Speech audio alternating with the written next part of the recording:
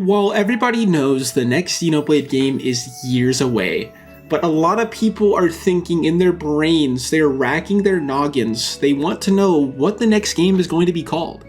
And no matter how much they rack their noggin, they can't think about it properly. They don't have the answer. And I'm not saying it's their fault, they just don't know. And that's why I'm making this video for those people specifically. Here's how you figure it out. So to figure out what the next Xenoblade game is going to be called, it's just going to take a little bit of math. And I know everybody hates math, but guess what? It's required. So the formula for Xenoblade is equal to y equals x. Whoa, cool thing.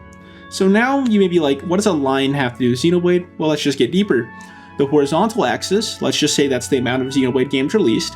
And then the vertical axis, let's just say that's the number that is assigned to each Xenoblade game when one is released. So going by that logic, we have one Xenoblade game released, and then we have the number 1 assigned to it. Simple. And then pretty much they'll just slap this number to the right of each game as it's released. And it's pretty simple for 2 and 3. Maybe confusing why the 1 wasn't slapped onto the side of 1, but that's mainly because when you're slapping a number on the side of a video game, it's like a multiplier. So the 1 was just, multiplied into the Xenoblade, and yeah, just one Xenoblade.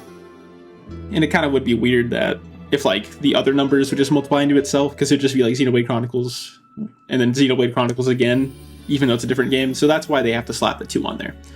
So by this logic, you may be thinking, oh, 4? We can just go to here and then, oh, we have 4. But then you may be thinking a little bit too ahead of yourself, because if you remember, we also have Xenoblade 2.5, which was Torna, and we had 3.5, which was Future Redeemed. And also, we had 1.5, which was Future Connected. So, with all that in mind, who knows if they're gonna do a 3.75 right here or something with Future, I don't know, saved? Maybe. Who knows?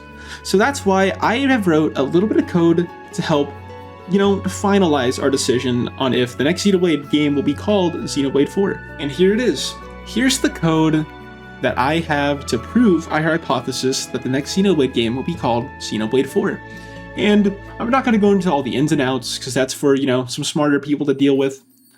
Not really like me, but all we gotta know is that in the middle, you'll see if n equals 4. That just means we're testing our hypothesis of 4. And it will tell us what the name of the game is if 4 is true. So let's just go ahead and run this code.